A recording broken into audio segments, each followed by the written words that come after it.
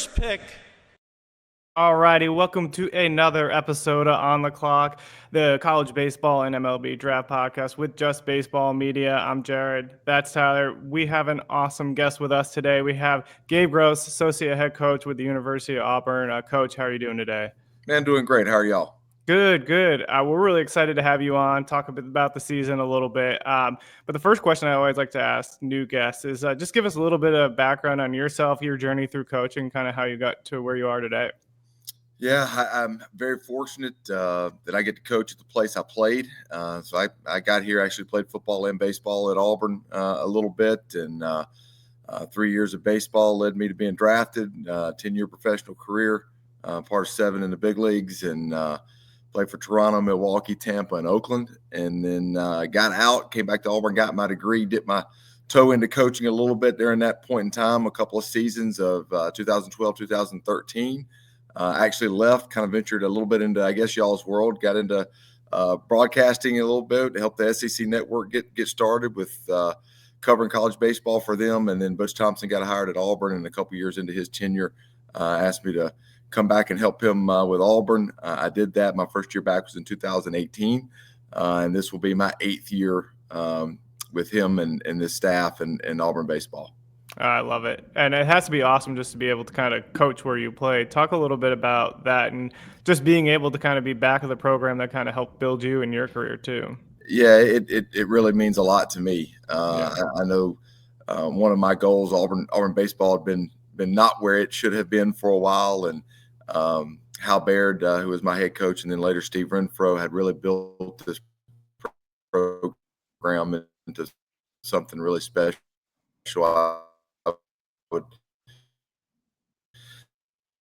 I would venture to say in the hall twice, won the SEC tournament as well, and just really, really solid. It hadn't been that way in a while, and so to be able to come back to the place you play and try to help restore a program is really, really special. I didn't have to move my family. My children have grown up in Auburn in one place, and that's rare for a coach to be able to say that. And it's I've been orange and blue a long time.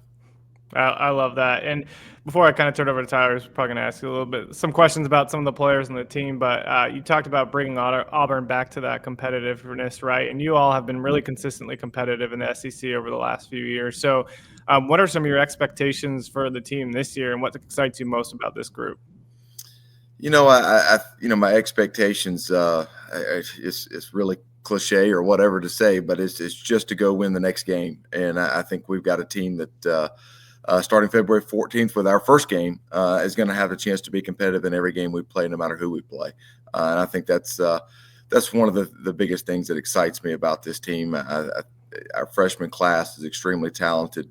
We had a lot of guys that could have taken some money in the draft that didn't. They got to campus pitching and position player wise that we were really excited about. And then you got some older guys that chose to come back, and Cooper McMurray, guys like him at first base, who's got a ton of experience in the SEC. We've got some highly rated guys. I think y'all have talked to Ike Irish. Obviously, his name is thrown about a lot. He's one of the best players in college baseball. So we've got some different pieces that I'm really excited about seeing play. That's great. All right. So you mentioned that freshman class. Who has stuck out the most to you so far, both on the hitting and pitching side, if you want to dive into that? Like, I know, like, Bub Terrell and Chris Rembert have been, like, the big pieces thus far, kind of just watching from an outside perspective. But is there anybody else that's really turning heads as well that might have a significant role for you guys this spring? Yeah, Bub and Chris are tremendous players. They're both getting looks to be on the field for us. You look at Chase Fralick from right up the road in Georgia a little bit. He's doing the same thing, and the consistency of his fall. I think in the fall he walked 13 times and struck out 4 times the whole fall for a freshman. That's pretty sporty. And Addison Klepsch as well from California, just a grinder of a hitter and just kind of refuses to strike out a little bit, uses all parts of the field. And for, a guy that's not maybe known for his pop, definitely has some, can hit the ball in the gap for a double and maybe leave the yard every once in a while as well.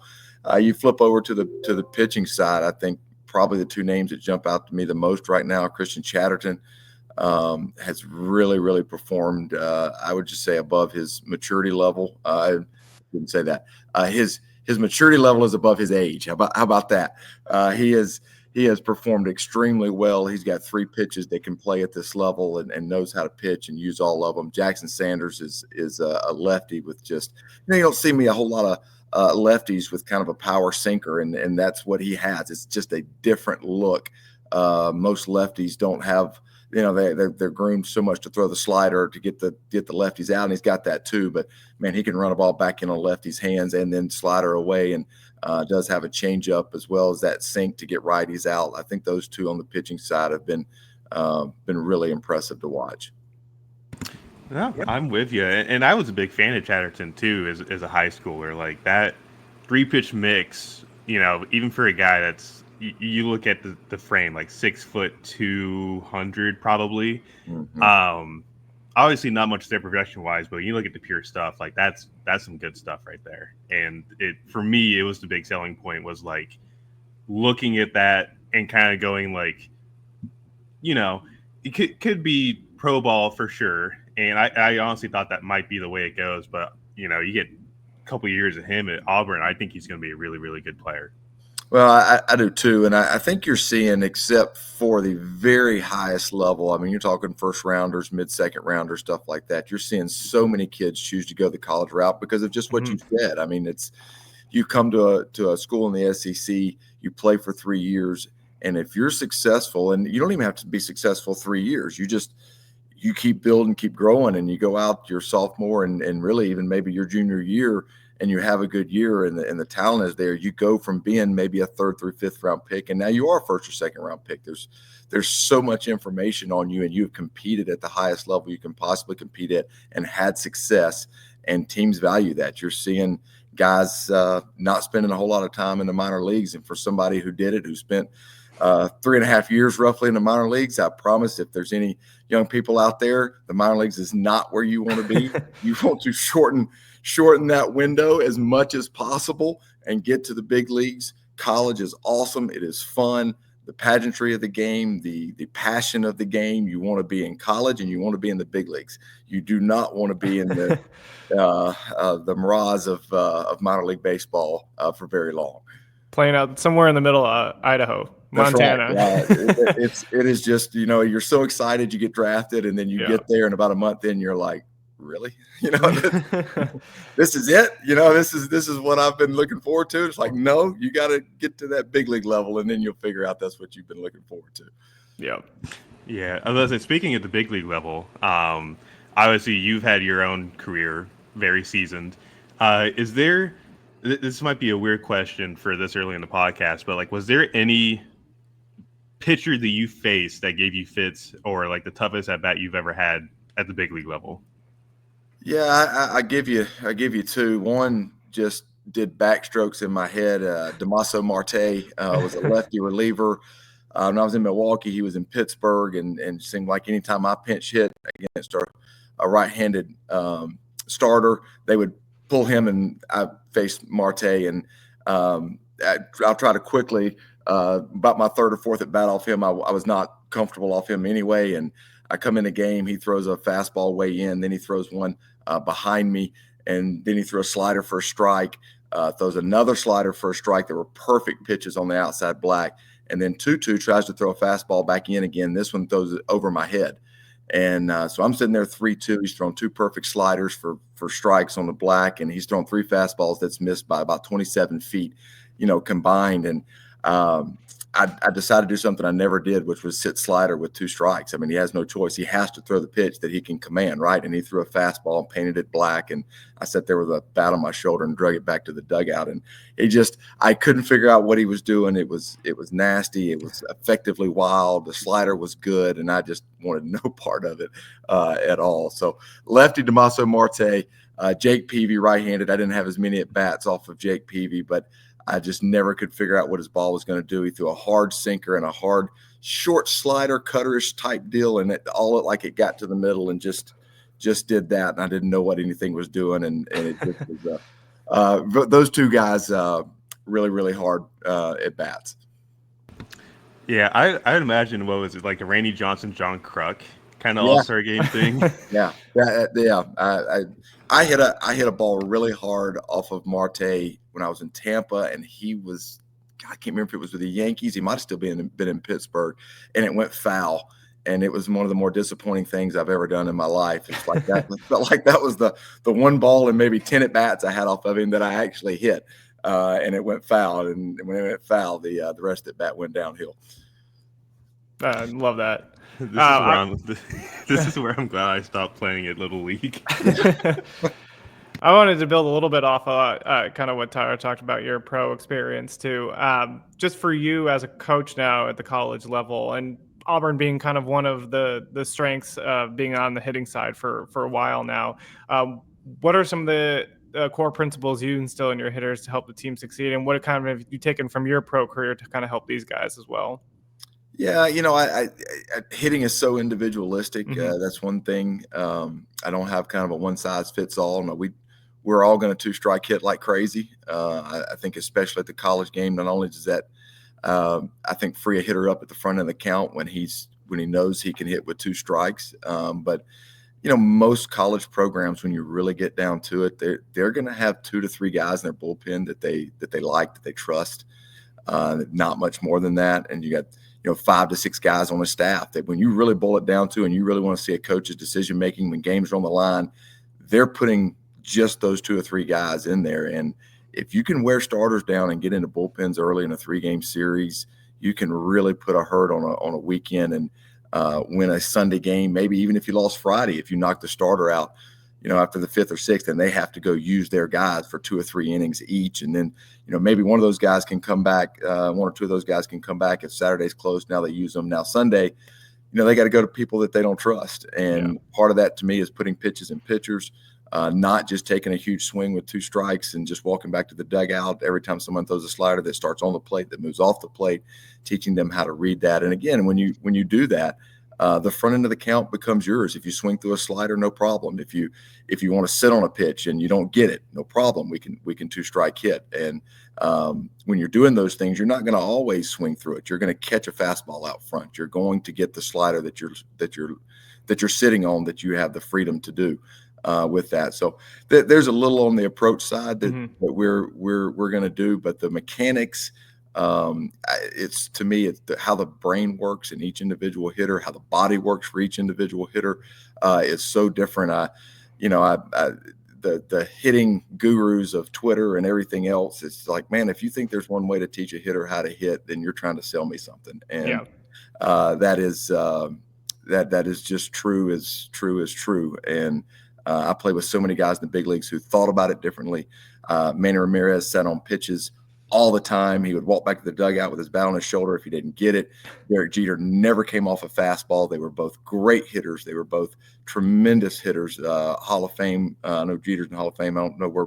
I can't remember if Manny's there or not. I can't remember what his deal is, but obviously tremendous hitters. They thought about it completely different. So I try to find out what makes our guys tick, where their brain needs to be to perform at a high level, create a routine that maximizes that, and go compete at a high level with extreme mental toughness. Yeah, I love that focused on the individual too. Kind of turns into this next question that I have as well. It's like the SEC is just a gauntlet every single year, right? And for you all, you talked about a lot of the new freshmen, but you also have a lot of older players too who've kind of experienced the SEC play and have been able to kind of learn like what that goes through and what that grind is. So how do you rely on those guys to help prepare the team, especially for that grind of the SEC play? Yeah, you hear us all the time, but okay teams are, the coaches are leading, and great teams, the players are leading, and they take the coach's vision and they own it. And having guys like Ike Ayers, having guys like Coop McMurray, even a guy like Derek Fabian, who went through it. He's been through it at Florida, was with us last year.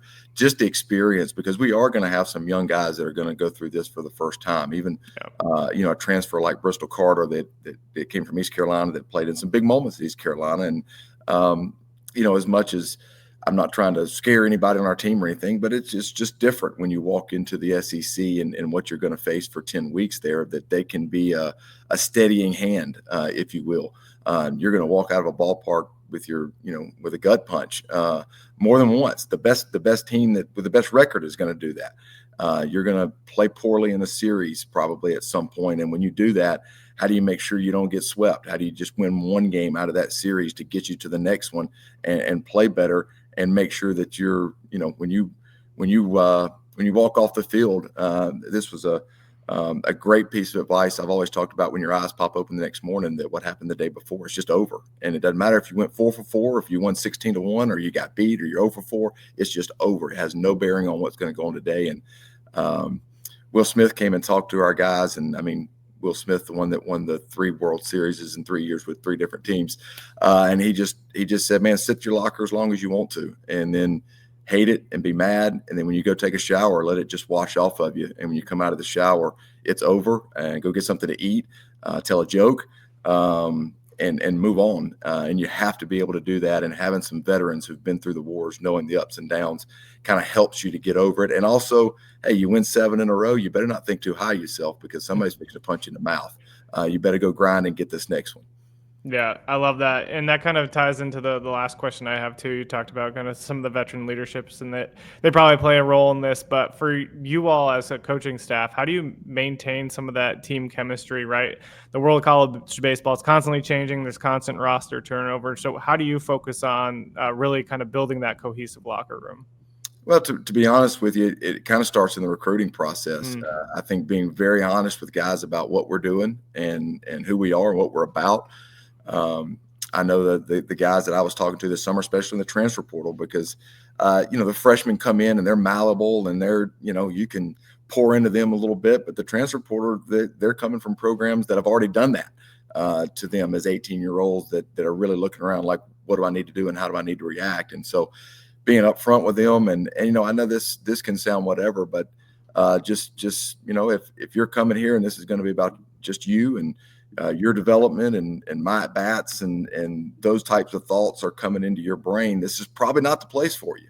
And it's going to be about the man to your left and the man to your right, and locking arms with those guys. And this is a time in your life you can play for something bigger than yourself. And yes, we're going to get you as good as we possibly can get you. We're going to develop you in every way we possibly can. But at the end of the day, this is going to be about winning baseball games, and it's going to be about winning as a team and locking shields with the boys in that locker room. And if that excites you, then come on.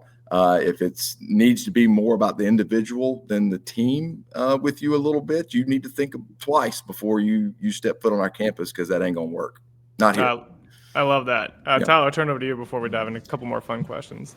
Yeah, so I got 2 questions to kind of wrap things up here. Obviously, you mentioned Ike Irish earlier, so kind of just want to talk about, what he's done to try and improve himself over the past calendar year. I know he went to the Cape and did well, but now obviously he's back for you guys for one final run by the sounds of it.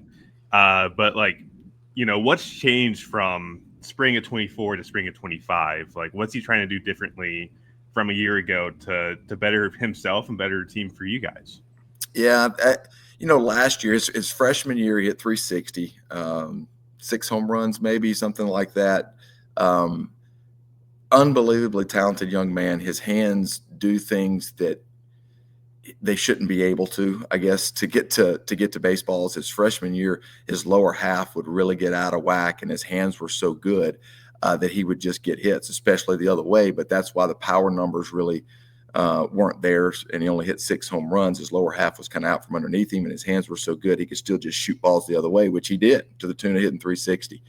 And last year, we spent so much time in the fall working on his lower half, getting that underneath him so he could get to his pull side a little bit, which is really weird for me to say, because for the most part, I'm always trying to pull guys who are thinking too much to the pull side back to the middle of the field, back to that opposite field gap, and keep them from hooking balls to the pull side and trying to get them to backspin balls when they do get there.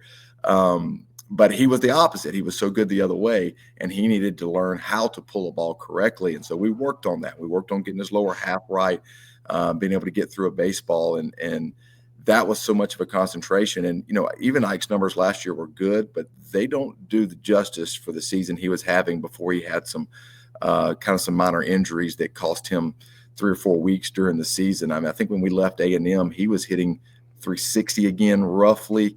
Had 12 home runs, I think, at that point. And that was just the third or fourth SEC weekend. Wound up at 320 with, I think, 14 or 15. But that was, we had 7 weekends, I think, left when he started getting dinged up a little bit, and it was really the last weekend or two that he got back healthy again. So I think this year the lower half is much more consistent. He is a guy who's been through the league twice now. He got to go through last year as a marked man and got to experience that and know how he's going to get pitched. And I think just the maturity of being a leader, the unquestioned, really, I wouldn't say unquestioned because we have other ones as well, but nobody doubts his leadership in our team and what kind of player he is. And wearing that mantle is going to be a little bit different for him this year. I love that. And then last question, Lucas Steele coming from Samford to you guys. I know some people will probably look at the slash line and see it 245 and kind of just look at it and kind of like, shrug it off. But for me, kind of diving into his profile, looking at his data and everything, like I was really impressed with the contact skills and the power too. He came on pretty strong last year. So what has he shown you this fall, and what's the outlook for him? Are we expecting a giant role for him this year? Yeah, I expect him to have a big role for us. We recruited him a little bit out of high school. I went and watched him play multiple times. Always thought he could hit. The problem with bringing him in the class was we already had Ike at catcher. He was already committed, and we weren't going to take another catcher in the class. And so when he went to Samford and had success offensively, it didn't really surprise me a whole lot. Last year, he was banged up pretty good. He had a hand wrist deal that he fought almost the whole season, and a couple of things that I talked to him about that I loved that sold me completely on him. Number one, he wouldn't come out of the lineup even when he was hurting. And then if you look at his RBI totals, the batting average might have been down a little bit. He was still driving in runs. He was still having big at-bats and big moments. He's a switch hitter.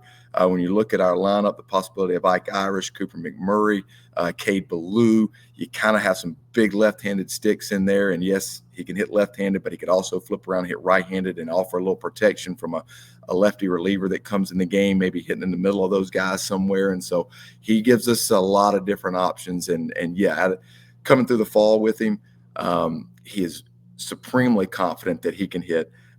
He loves the competition between him and the pitcher. He's able to take up counts and get the barrel out in front and be able to do some damage when he gets pitches and mistakes. So, Lucas is going to play a big role for us. I love that. I'm excited to see what you guys can do this year. Jared, it's time. Yeah, so since it's on the clock, we'll wrap up with 3 fun questions that we kind of just throw your way.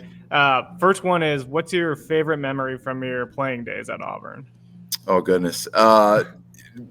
This is really, I had so many of them. I'll try to be quick, but I wouldn't trade my 3 years at Auburn for a year in the big leagues for anything in the world. Like, I wouldn't swap those two. I had such a great and fun career. My junior year, we started out 0-9 in conference. We were, I think, top 5 in the country going into conference. We lost our first 9 games and then won 11 out of our next 12 to get us back on track. And to come back from 0-9, I think the next I can't remember if it was the wins 4, 5, and 6 or 6, 7, 8 or 7, 8, and 9, but we played Alabama at home, and we knew we had to sweep them at that point from the start of that conference. And I grew up Auburn, and the Auburn-Alabama deal is a very big deal to me as anybody who's been around Auburn. And we swept those guys at home in a series that we absolutely had to have. And I don't even think I had a hit in the series, but I'll take that one to my grave with me. That was an awesome experience. My junior year, the last 3 times I played Alabama as a player, we swept them. So that's probably my favorite memory. I love it. Second one is, so to get your mind off of baseball, like, what do you do to unwind, relax away from the field? Oh gosh, we got lost lights. Lost lights.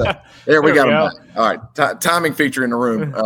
Hadn't moved around much. I love anything outdoors. I love to hunt, fish, play golf, watch my kids. I got a 15-year-old who's a dancer who wants to be a very high-level dancer that is, in fact, this weekend gonna be in a competition. And if I'm not watching them, my son plays baseball, basketball, golf, plays a lot of different sports, and I love watching them. But if I'm out on my own just doing something, it's probably in the woods or on a lake or on a golf course somewhere.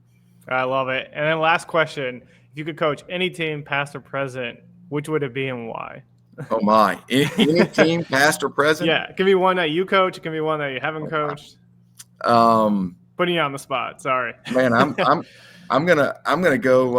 I'm gonna probably come out of left field on you right here and completely change sports. But I'm gonna coach either one or two teams. I'm gonna coach the early '80s Celtics, or I'm gonna coach the mid to late '90s Bulls. Those were my two favorite teams that I watched kind of coming up. It's weird. I kind of switched allegiances, but Larry Bird was my guy and Michael Jordan was my guy. And I think it would be fascinating to be in and around those two teams and be able to coach, some guys like that. I love the 80s and 90s basketball, and where the NBA has gone to now, I don't even want to talk about it.